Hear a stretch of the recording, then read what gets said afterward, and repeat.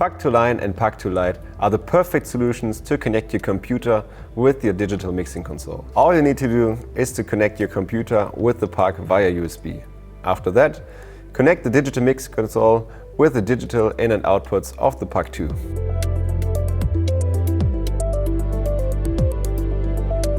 If analog connectivity is not required, PUC2 Lite offers a budget-friendly but high-class alternative to the PUC2 Line.